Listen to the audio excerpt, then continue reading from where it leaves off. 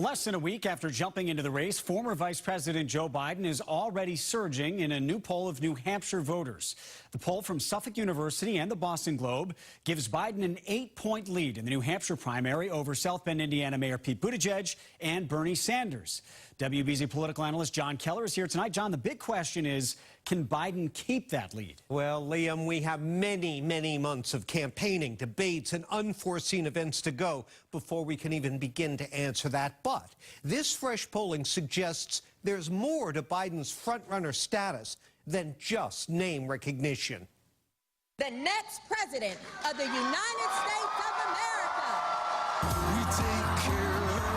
Suddenly, the frontrunner in the wings is center stage. And in a party so diverse, leading it has been compared to herding cats. The latest New Hampshire poll shows Biden with an edge on the issue that unifies Democrats like no other. If I'm going to be able to beat Donald Trump in 2020, it's going to happen here. In New Hampshire, more than a third of likely Democratic primary voters believe Biden has the best chance to beat President Trump. No one else is even close. No wonder Bernie Sanders is feeling the heat. I strongly oppose the Trans-Pacific Partnership. He supported it. I voted against the war in Iraq. He voted for it. But none of that speaks to the electability issue. And if the claim that Biden's alleged mishandling of Anita Hill's 1991 sex harassment claim and handsy personal style will cripple him with female voters is right, you wouldn't know it from the Suffolk poll, which has Biden with a solid lead among women who appear on track to be the primary's most motivated voters. New Hampshire women are significantly more concerned about the country's direction than other voters in a state with a booming economy. And if the election were held today, while the state would go narrowly for the Democratic nominee, it would be women leading the charge, voting against Trump by 22 points, while men vote for him by 16.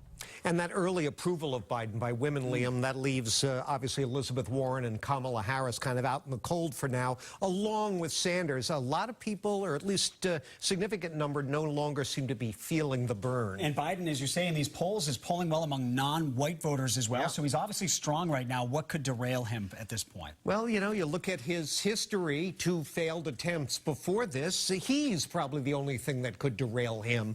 There was some talk early on about him thinking about teaming up early with a running mate. That might be an interesting way in which he could wrap this up early by sort of appeasing or assuaging the left wing of the party. We'll see. And take one of the other nominees right out of the race. Exactly. Very interesting. John Keller, thank you very much. Paula, over to you. Liam, John, thanks so much.